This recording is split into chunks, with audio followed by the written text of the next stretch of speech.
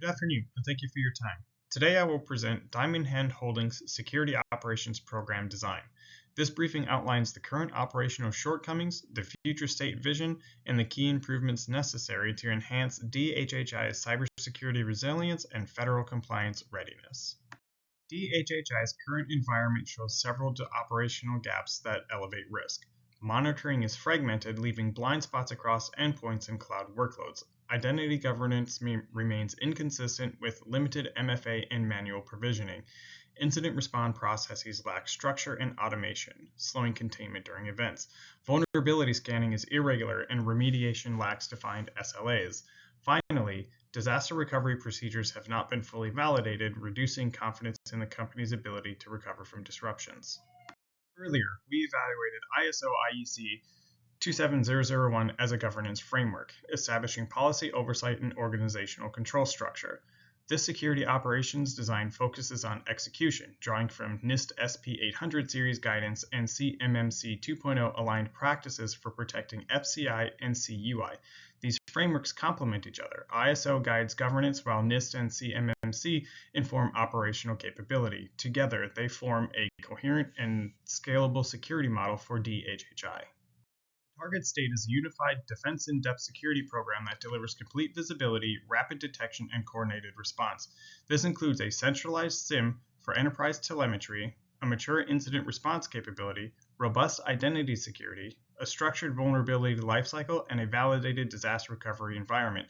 The vision is an operational system where threats are identified quickly, contained effectively, and monitored continuously. To move towards this target state, 6 core improvements will be implemented. These include deploying a cloud-based SIEM, establishing a fully documented incident response program, strengthening identity and access management with MFA, SSO, and RBAC, and implementing a vulnerability lifecycle with dashboards and SLAs. Additional enhancements include integrating security into the SDLC and maturing disaster recovery practices with clear RTO and RPO requirements. These improvements are essential from both a risk and compliance perspective. Threat actors increasingly exploit identity-based attacks, making strengthened IAM critical.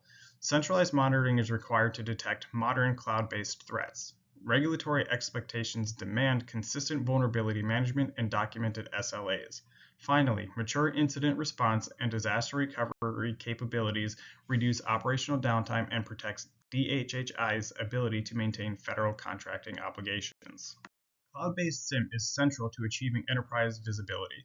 By aggregating logs from identity systems, endpoints, firewalls, and cloud applications, the SIEM enables correlation, anomaly detection, and threat intel enrichment. This capability eliminates blind spots and ensures analysts can identify and investigate suspicious activity with speed and accuracy. The incident response program will formalize escalation paths, roles, and responsibilities. Playbooks will guide analysts through common scenarios, ensuring consistency and reducing time to containment. Endpoint detection and response tools will enable rapid isolation and evidence preservation, while regular tabletop exercises will validate readiness and identify areas for improvement. Identity security will be strengthened through mandatory MFA, single sign-on, and standardized role-based access controls. Automated provisioning and deprovisioning will reduce manual errors and remove invalid accounts. Quarterly access reviews will confirm that privileges remain aligned with job functions, supporting both security and least privilege principles. A structured vulnerability management process will provide continuous scanning across all assets, with remediation SLAs based on severity. Dashboards will track compliance, highlight overdue items, and help prioritize corrective actions. Biannual penetration testing will validate resilience and ensure corrective actions remain effective over time. Security will be embedded into the SDLC through SAST and DAST tooling, secure configuration baselines, and continuous drift detection. These practices reduce the likelihood of vulnerabilities entering production environments. Additionally, third-party dependencies will be routinely reviewed to prevent exploitation through insecure libraries or components. DHHI's disaster recovery capability will be strengthened through defined RTO and RPO metrics, annual exercises, and routine backup validation. Risk assessments following NIST SP 800-30 will ensure emerging threats, system dependencies, and operational risks are continually identified and addressed, supporting organizational resilience and business continuity. Implementation will follow a phased approach. Year 1 focuses on foundational capabilities, SIM deployment, IAM modernization, vulnerability management, and incident response. Year 2 expands penetration testing and advances disaster recovery maturity. Year 3 completes the program with enhanced physical security and enterprise risk management improvements. The proposed budget reflects investments in SIM, EDR, identity modernization, threat intelligence, disaster recovery infrastructure, and physical controls. These investments directly mitigate operational, financial, and compliance risk. The cost of inaction, such as a breach or audit failure, would far exceed the implementation budget. Upon implementation, DHHI will gain unified visibility, strengthened identity assurance, and faster, more consistent response to security events.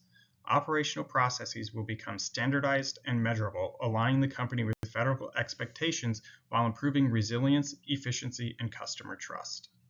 In closing, this security operation program design provides a clear, actionable blueprint for advancing DHHI's cybersecurity maturity and operational readiness. Thank you for your time, and I welcome any questions.